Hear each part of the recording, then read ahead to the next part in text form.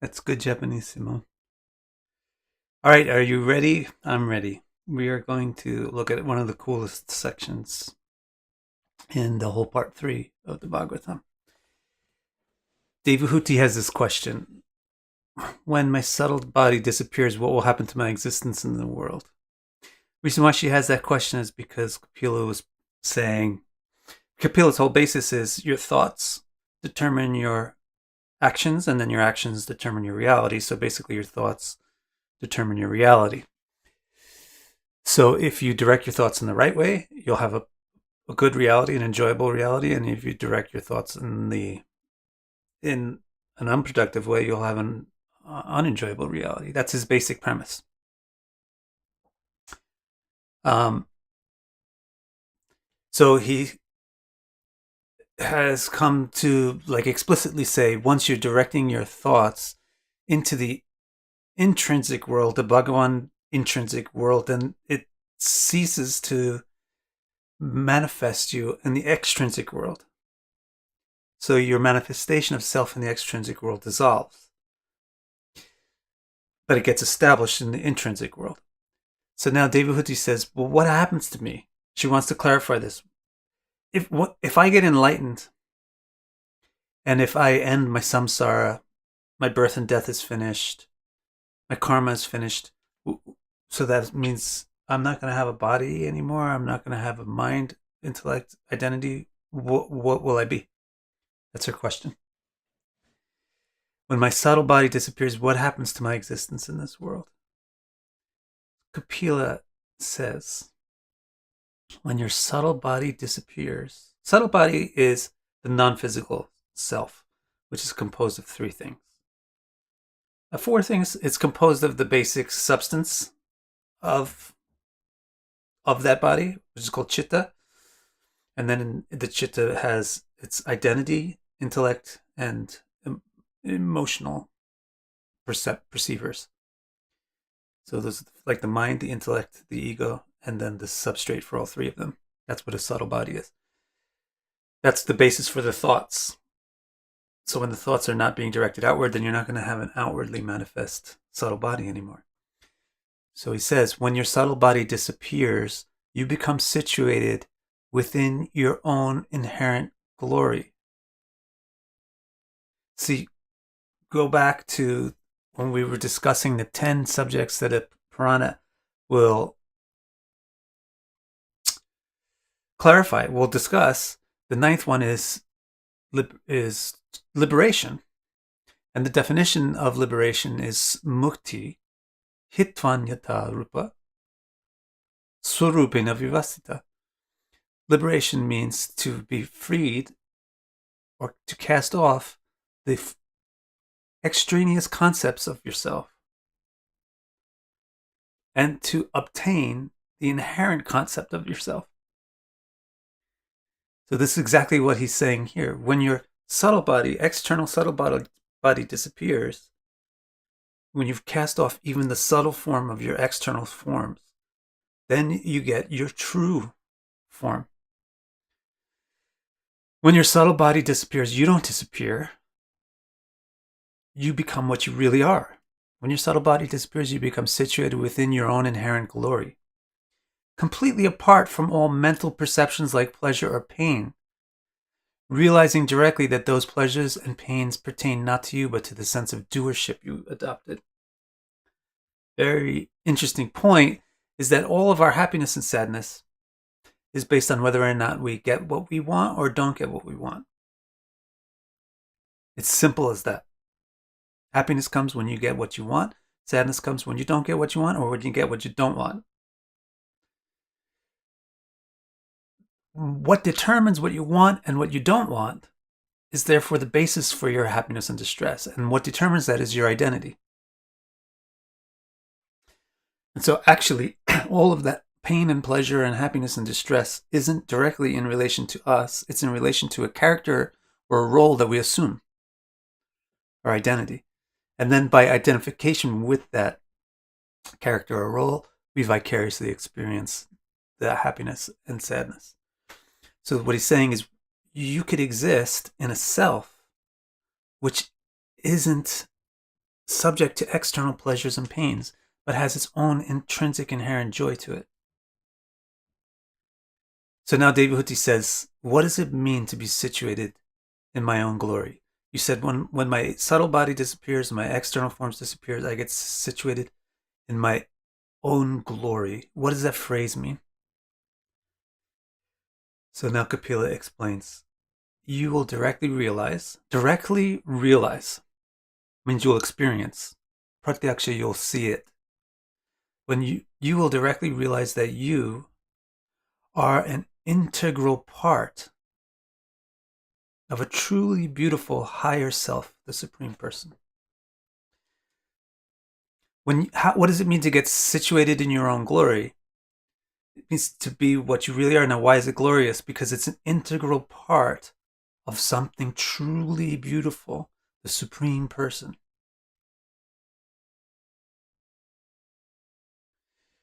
Bardo has an interesting question. At what point do we individual entities acquire subtle bodies? When, and most importantly, why does it form? Who initiates this process? Bardo, your questions are getting pretty astute. It is unadi, unbeginning, doesn't have a beginning. It's the nature of consciousness to have tools to express itself. There's no point in history where consciousness is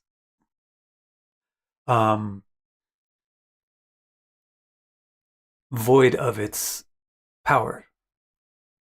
The identity and so forth, the subtle body is the power of consciousness. So it's constantly with consciousness. So it's not a certain point at which you acquire a subtle body. So also this is an interesting little trivia fact, but through all the reincarnation and everything that we go through, we actually have kept the same chitta the whole time, the same subtle body the entire time. His other part of the question is, why does it form? Because it's part of the power that consciousness has. The ability to experience things is extended through the identity, the mind, the intellect, and the senses. Who initiates the process? It's not a process that gets initiated, but it's ontologically initiated or founded on the individual Atma. Okay, so Devahuti had asked, when my subtle body disappears, what happens to my existence? Kapila says, when your subtle body disappears, you get situated within your own inherent glory. She says, what does it mean to be my own inherent glory? He says, that's when you realize that you are an integral part. And that means amsha. Integral part, amsha, something which cannot be removed from something else is an amsha. Sometimes in explaining amshas, I explain like slices of pizza. But that could maybe be a little misleading because you can pull the piece of pizza off of the pizza. You can pull it out from the pizza.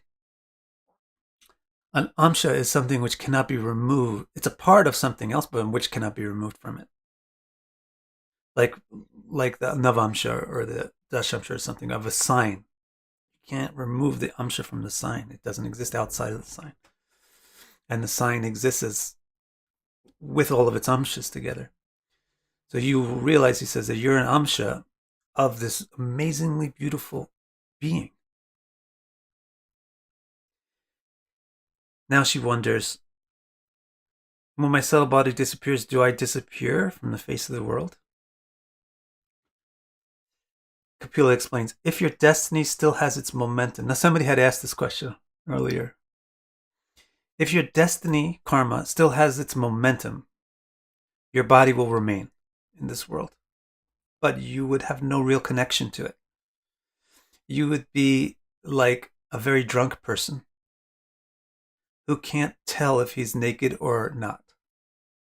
You wouldn't notice whether the body sits or stands. You wouldn't see what was once your body because you would be too absorbed in seeing your true form. There's a very interesting point about this condition. The condition here is called Jivan Mukta. It's a person who has mukti, but they continue existing in the material world because there's some momentum still left over from their karmas. So the physical manifestations of things, the causes and effects still haven't expired. And the interesting point that comes up is, technically speaking, their body and everything still exists, but they're so out of touch with it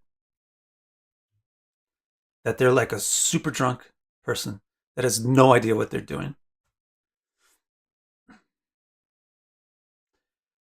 Devahuti says, what happens to that neglected body? Kapila answers, it goes through the motions of whatever destiny was allotted to it, moved by natural forces, but not by your conscious volition. Under those forces, it just completes whatever unfinished tasks you may have previously begun. You no longer identify with the person you once thought you were in a dream because your yogic meditation has fully blossomed, making you fully awake to your true identity.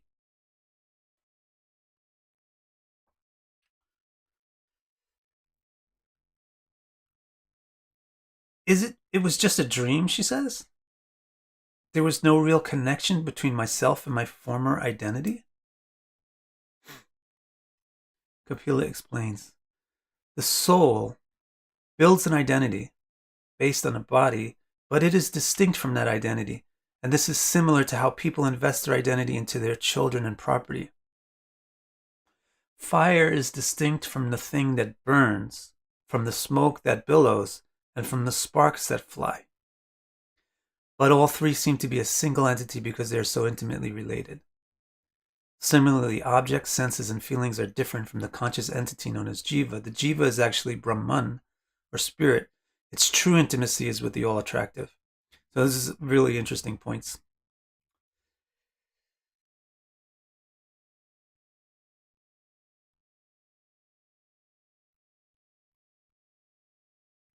He says the soul builds an identity based on the body, but it's distinct from that identity. And he says it's like fire. When fire burns, it creates smoke. It has sparks, those little like bits of hot things that fly out from it. So you got flame, smoke, and the hot things flying off. And it seems to be one thing. Similarly, there's the smoke is like the body, and the things that fly off are like the mind and the emotions. But the fire is distinct. The fire is the thing producing the smoke and the sparks. But the fire is distinct from the smoke and the sparks. They seem to be a single entity because they're intimately related. The intimate relationship is one doesn't exist without the other. You won't get hot sparks without the flame. You won't get smoke without the flame. You won't get flame without some smoke or sparks. Similarly, objects, senses, and feelings are different from the conscious entity known as jiva, but because they're so intimately connected, they seem to be one thing. But the truth is that the jiva's true intimate connection is with Bhagavan, the all-attractive. It's actually an amsha of Bhagavan. It's more intimately connected with Bhagavan than with the smoke and the sparks.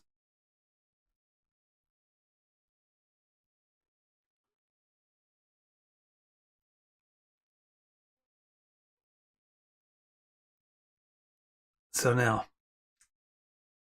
this is like on this discussion that I posted yesterday about you're not this body, this phrase, you're not the body, which is actually a misleading phrase.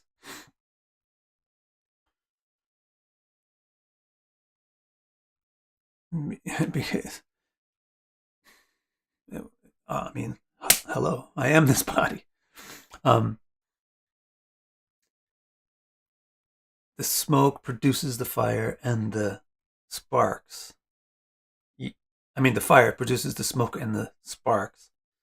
Yet the fire is different from the smoke and the sparks, but it doesn't mean that smoke and sparks are not part of a fire. So she's now going to ask this question. Devahuti is going to ask a question. Spirit is distinct from the external world, and spirit is directly intimate with Bhagavan. It's actually an integral part of Bhagavan. But is there some intimate relationship between spirit and the external world, between spirit and the body. And now listen to what Kapila answers. He says, yes, all things exist because of spirit, and spirit is thus the essence of all things. That's why the Vedas say, Sarvam Kolvidam Brahman. Everything is Brahman. Aham Brahmasmi means I am Brahman, and Sarvam Kolvidam Brahman means everything is Brahman. Brahman is consciousness. Consciousness will produce its tools and its objects even. So everything that exists, the tools and the objects of consciousness are also a product of consciousness, just like smoke is a product of fire and sparks are a product of fire. Therefore, you should see spirit everywhere, in all circumstances, just like one can see the fundamental elements in all the objects of the world. So just like you can see H2O in water, or you can see, if you want to use the old style earth, water, fire, air, you can see, look, that's made of earth and water, it's mud. Or look, this body over here, it has fire in the stomach, and etc. Like you can see things in terms of their elements, although you don't directly see the elements. Similarly, we should realize that all the things, including a phone and a microphone and all that stuff, telephone, microphone, they are they're consciousness. They're Brahman. They're extensions of our own being. And the body, too. The body is the extension of consciousness. The mind is an extension of consciousness.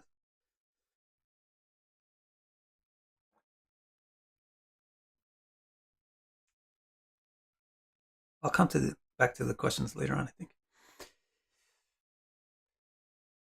Devahuti wants clarification. So she says, spirit is distinct from the... Oh, sorry. How can one thing, spirit, be the root of so many different things? There's one thing, Brahman, and it's the root of everything. Janmadyasya yata. Atato Brahma Jigyasa, Brahman. Janmadyasya yata. That Brahman is the source of everything. So how is the one thing the source of everything? How is consciousness the source of all these different objects and tools and everything? Kapila explains, a single source of light passing through different types of glass shines with many different hues. That is how spirit generates all these different qualities, forms, and situations. That's his answer. So what is the glass? Then the glass is Prakriti. When spirit can pass through some energy that it has called Prakriti, then it can manifest all those multitudes of things. Now she says the soul seems impossible to see as it is, because when we see the light, we just see the light coming through the lens. So what we can see are all the effects of spirit or consciousness, but we don't see consciousness itself, she's asking. It seems that way. It seems that we can only see the effects of consciousness, which is the manifestation of observable things and tools to observe those things, etc. But do we ever see the consciousness itself directly? Kapila says that it's very difficult to find the soul itself.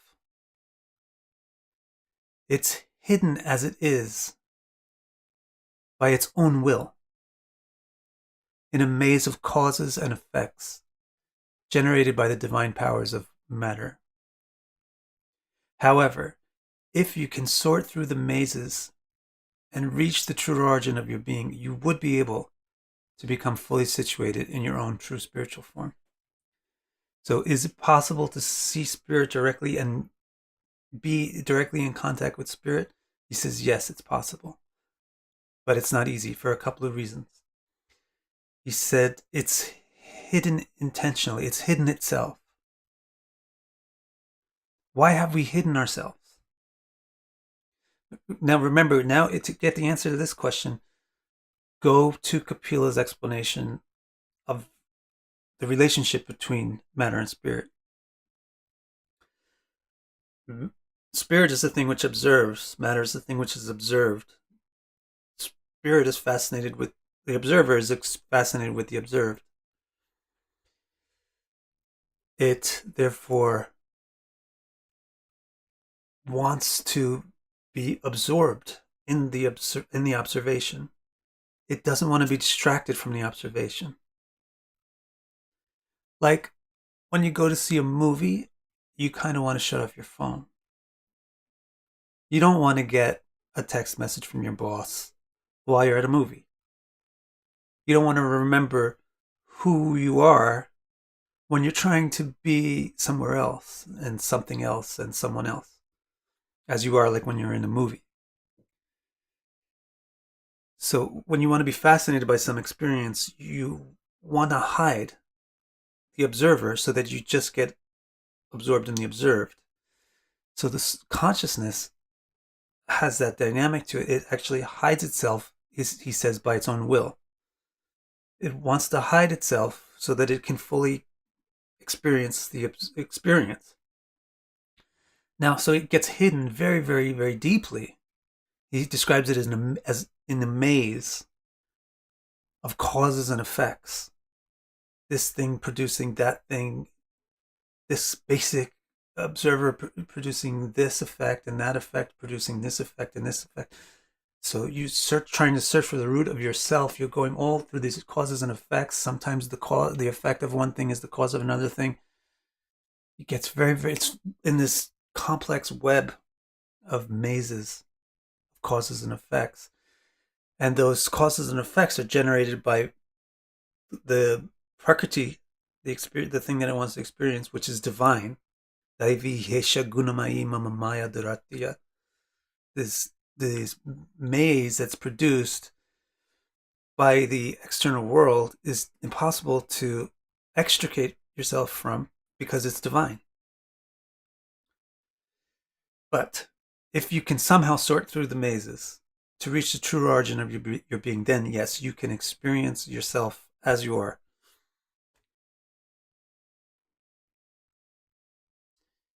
So that's the end of the chapter. I thought it was really interesting. I'll look your questions down and see what those are. I went faster than I thought. Let me just review the whole thing.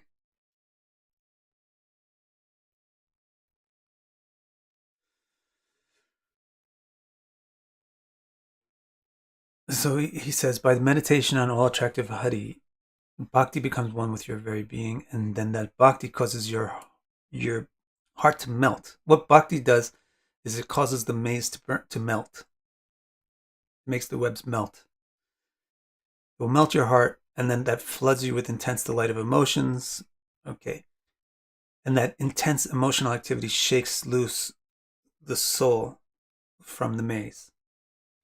Freed from that hook, you become completely indifferent to external perceptions. And then your body and mind cease to exist like wicks consumed by their own flame. Then the only thing that's remaining to experience is the original person. And it just gets hooked to the original person. Now Devahuti begins this section by saying, well, what happens to all this external stuff?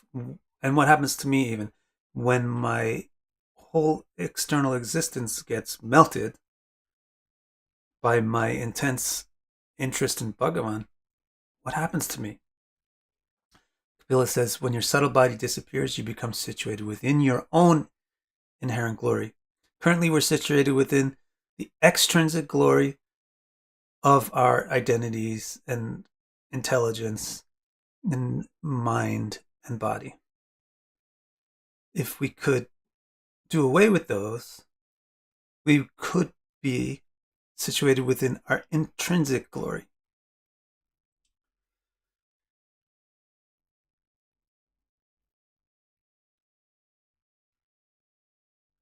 What does it mean to be situated in the intrinsic glory? He says that you will realize that you're an integral part of a truly beautiful higher self, the Supreme Person.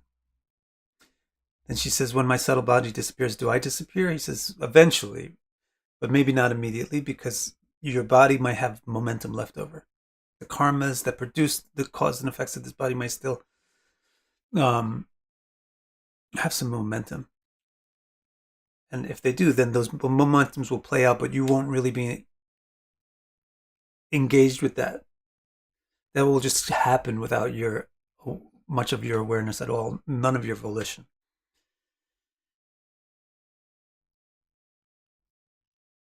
And then she says, well, what was my relationship to that external form in the first place? Was it totally not real or what? He says, it's not that it's not real, it's just that it's not necessary. Just as fire produces smoke and ash and spark, similarly consciousness produces the body and mind that we have. But if you can get fire isolated on itself, then it will be the brightest and the purest. So when you get freed from the external body, you get situated within yourself. Now we're just perceiving the fire only through its effects. It's the smoke and the body, etc.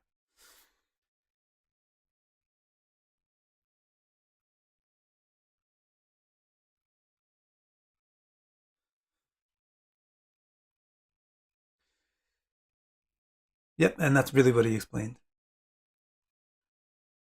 And then she says, how could spirit, which is one basic thing, make all these bodies and minds and things? And he said, it's just like light can make so many different shades and colors if it has some lens or something else to pass through.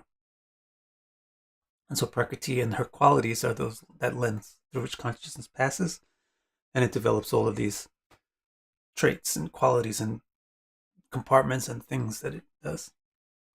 And then she finally asks, can you get fire by itself and perceive it and interact with it and be it? And he says, yes, it's not easy, but it's possible. Okay. Thank you, Bardo and Flatlander. Let's see what kind of questions you had right here. Yeah.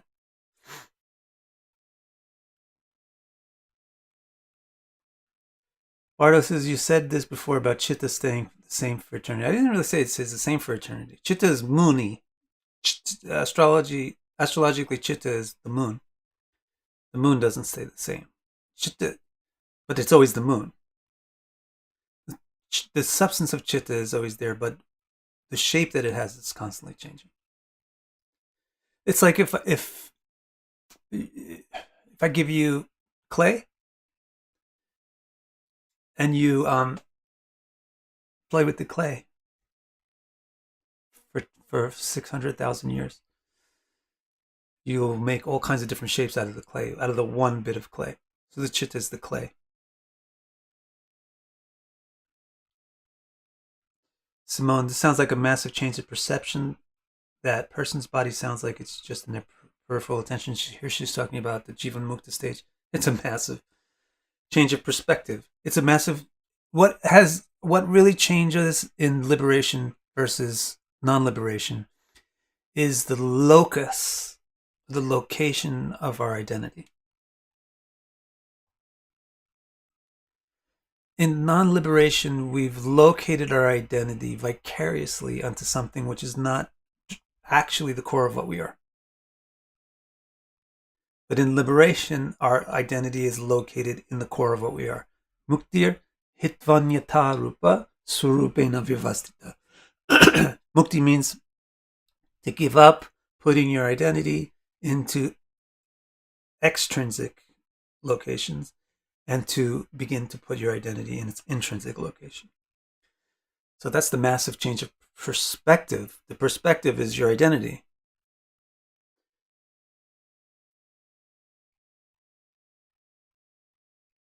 It's really interesting. Anil says, sometimes it sounds so easy to be liberated and sometimes so hard. Yeah, I agree.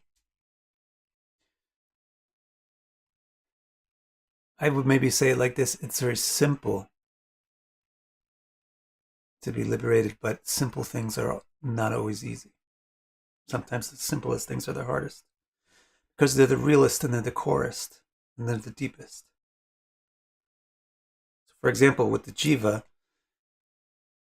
and with mukti, it's as simple as where do you put your identity? If you find your identity in relationship with Bhagavan, End of story. You're liberated. If you find your identity in relationship with objects, that's the end of the story. You're not liberated. This seems like such a simple thing. But to actually do it is very, very, very complicated because the identity is so wrapped up in this maze of twists and turns around different things that it's threaded itself through. Vidya. Vidya gives a light bulb. That means she had a bright idea, I think. Or something. Turns on. Priyadashini says, Jiva sounds like a cyclone. I don't understand. How?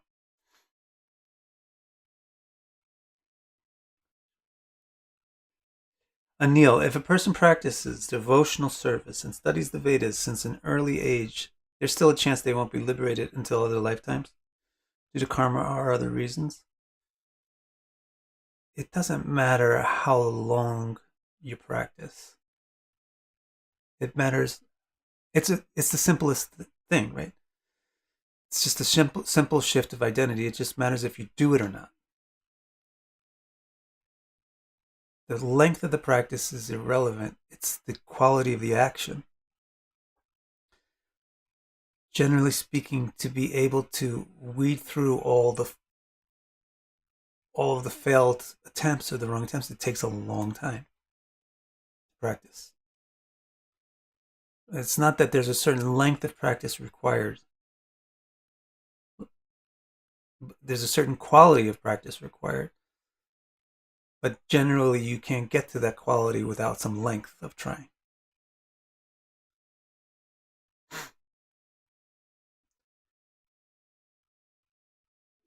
If we are, Miss Vinay says, if we are to meet our true self, would that meeting itself make it so that we become our true self? Or is it more gradual than that? I don't know.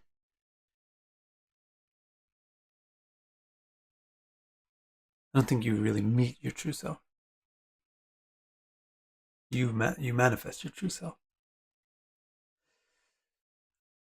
Bardo has this weird question. What is it like to talk to a phone or PC camera? I mean, you don't see us, but sometimes it feels very much like a real communication with eye contact, etc. At least on my end of the communication line. I don't really notice that you're not here. Because I'm not dealing with your physical self, am I? I'm not like a yoga teacher trying to teach you an asana. So I'm dealing with your thoughts. And your thoughts are here.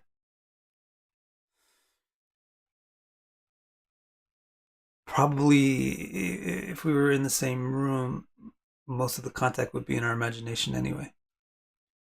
So that's where it is now. And I don't know, maybe I just got used to it. Abhishek, are suicidal beings who are hopeless with Prakriti Samsara and experience nothing but misery more prepared to detach themselves, look within and find their true roots, or the contrary? No, it's not necessary. It's not necessary. You have to remember that hate and love are equally powerful. So sadness is equally powerful as joy. Because they're just the two binaries on the same principle. But the principle is, do you get what you want? If the answer is no, it's unhappiness. And if the answer is yes, it's happiness. So they're both connected to this. Actually, it's the strength of the want. That's why you tantalize people before you fulfill their desires. It makes them enjoy it more. Because the strength of the want determines the strength of the enjoyment. So, like if you ever played a video game that's too easy, you won't play it for that long. You're getting everything you want all the time, but this is so easy. It's not that exciting to get what you want. But if you play a video game that's too hard, you'll never be able to get what you want. You'll be frustrated. But if you play a game that's just right, then it's perfect. So, the point here is people who are very depressed, that doesn't mean that they're detached. They're actually depressed because they're attached. So, like, for example, you take a person that's giving up on life. They're basically giving up on life because they can't be the thing or the being or the person that they want to be. Or they can't have the stuff or whatever it is that they want to have.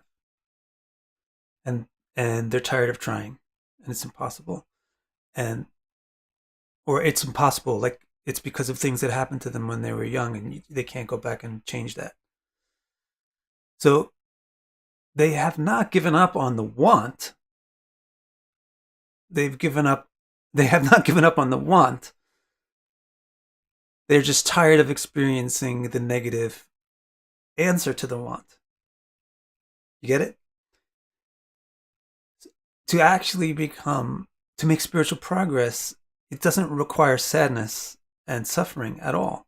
It requires feeling like, these wants are not really leading anywhere. That's David Huti's first question is, I've been pursuing my wants and fulfilling them to the max.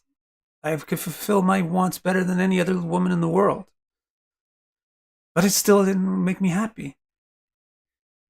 So that's the beginning of liberation, is where you realize, I think my want is wrong. If you look at Kama, Artha, Dharma, Moksha, the Purusharthas, the 4 goals of life, you'll find Kama is the basic desire. I want stuff. Artha is, give me resources to get my stuff. And Dharma is, let's make rules so you don't steal my stuff. It's all about Kama. But Moksha is where it changes. Moksha is where you say, maybe that Kama was wrong. I need a break from this Kama. My desire is making me tired. I need a break from it. So it's not really until you start to question, it's not like, let me become frustrated with my desires. That's not going to bring you any spiritual enlightenment any more than fulfilling your desires will. It's only when you start to think, I think I want things that are irrelevant. Maybe I'm wanting things that are irrelevant. That's really what it boils down to. When are we going to realize that everything that we're happy about and sad about is irrelevant? And where is the relevant thing? That's when you start to think about that. That's when you start to make rapid progress towards liberation. Not when you're feeling suicidal or when you're feeling joyful. So it really doesn't you can't tell. It's not necessary that a suicidal person is more or less inclined to liberation, and it's not necessary that a person who's in the middle of great enjoyment is more or less inclined to liberation. Melissa.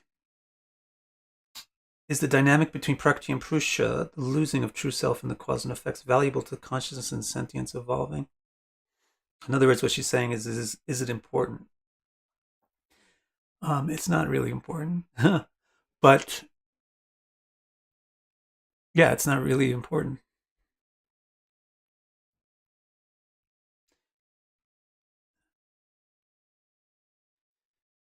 But don't forget what Kapila said, which is, since everything that exists is a byproduct of consciousness, you can see consciousness in everything, and you should. So although a relationship with the external world is not important, here we are with a relationship to the external world. Let's do something important with it. It's not necessary to have it, but we have it. So let's do something significant or real with it.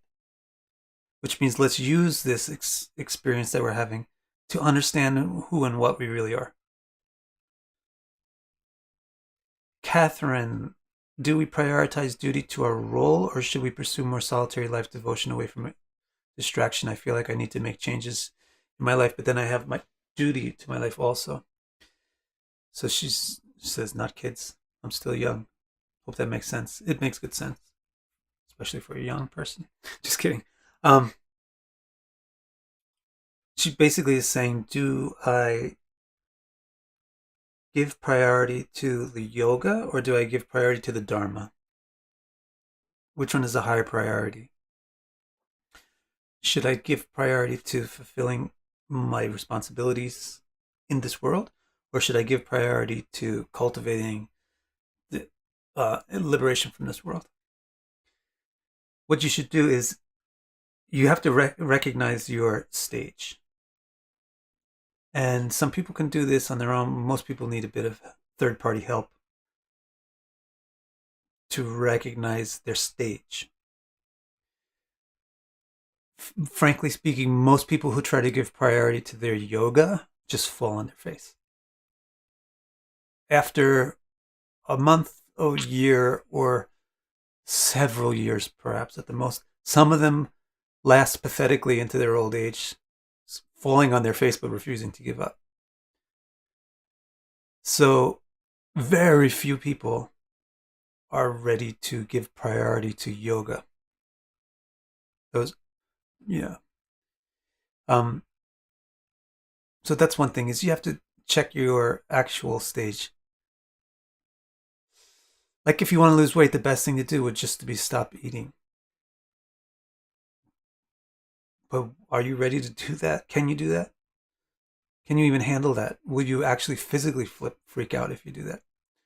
So similarly, the best thing to do for yoga is to just drop everything and practice the yoga. But I doubt that you could do that and actually you wouldn't even do your yoga very well. So the best thing to do is to do your dharma and to do it for the sake of your yoga.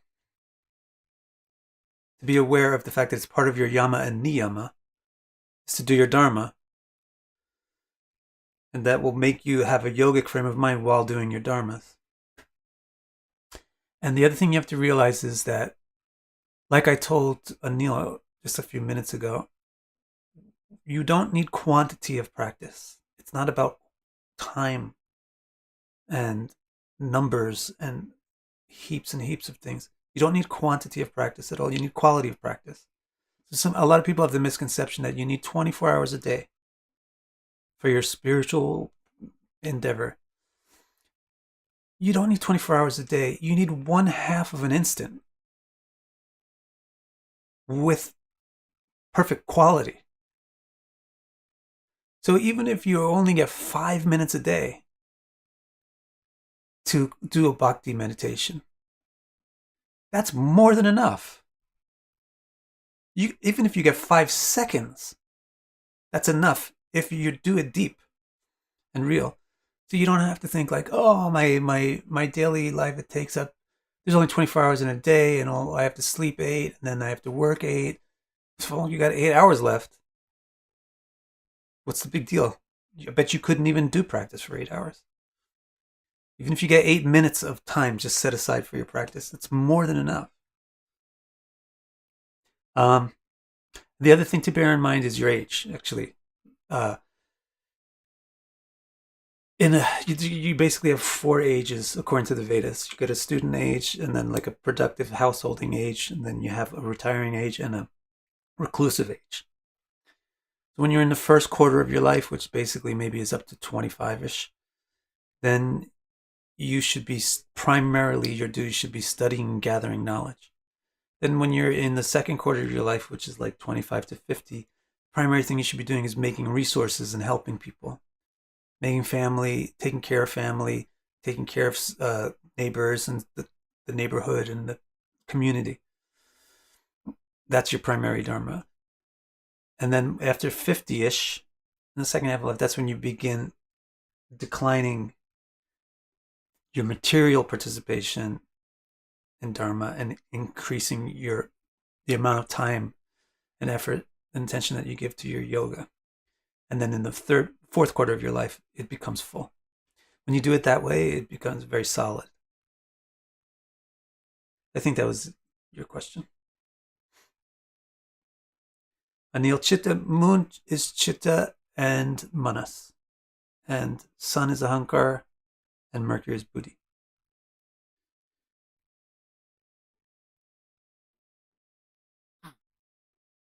What else we have here? Tiffany. You are not your body and detachment are two of the most easily misunderstood concepts, easy to manipulate those or misinterpret those ideas, often with some disastrous results, for sure. And it's not even true. Like, you will never find a statement. I have never found a statement in the Vedas that says you're not this body. But everybody walks around saying it as if it's like right from the Vedas. The Vedas say your spirit, and everything is spirit, and your spirit has produced this world. Flatlander, we can perceive our identity accurately or inaccurately, but we always have an identity, bingo, because you're always an observer. Vidya clarifies that her light bulb means she's learning. Bardo says, how do you live in human body after liberation? He explained that. Waiting for the sleeve to wear off so you can drop it, ready to start a new cycle. He explained it's like it's the same way a drunk person is in contact with their body. Hardly at all. Yeah, absolutely got it. Arrow, if one finally receives liberation, do you have the choice to return back to Earth? I guess by Earth you mean a non-liberated condition. And if so, what type of life will one most likely live out? Also, do you inherit cities from previous lives? No. Contrary to all kinds of popular mythology.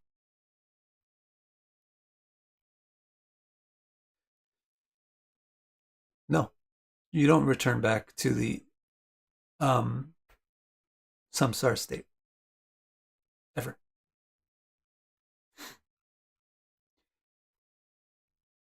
Because when you're experiencing joy, you don't give it up.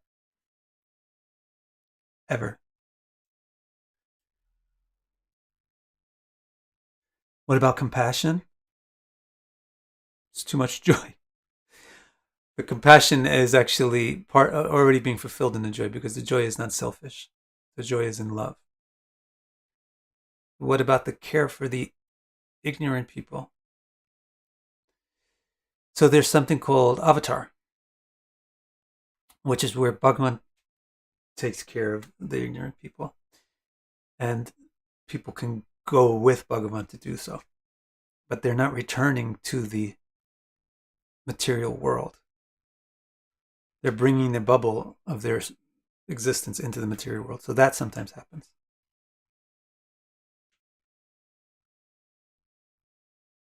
Where do you go? You go to exist in a world which is very similar to this one, except that Bhagavan is directly present in that world.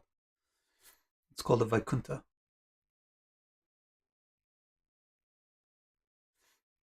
All right, guys? Can we say that one performs Dharma with resilience is the road to liberation? Yeah.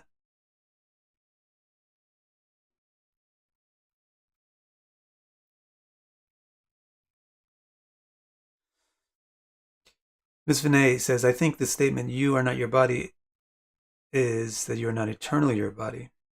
It is important to discover what goes deeper than the physical form. That's right, but it's not really you are not this body. You could say the body is not all you are, or the body is not the root of yourself, or the body is not the true self, or the body is just a part of the self.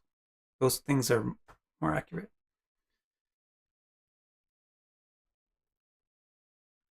You are not your body. It's not like it's wrong, but it's highly misleading. What happens after, Anil, I'm going to slap you. What happens after samsara? Is there a description of this scenario? What did we just read? That's what that was all about. I guess you want a description of the activities within that. That's all of whatever you would read of Bhagavan's Leela. Bardo's teaching says, I asked this before and I didn't find the answer yet. So why do they say that practice of yoga leads you from your moon identity to the sun identity? Ask somebody who says that. Why does the sun define an individual soul? Take my course on the basic planets. What do planets symbolize?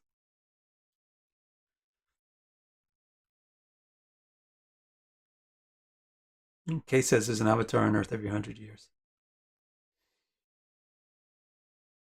Okay. All right, guys. So I will see you on the other side of the weekend.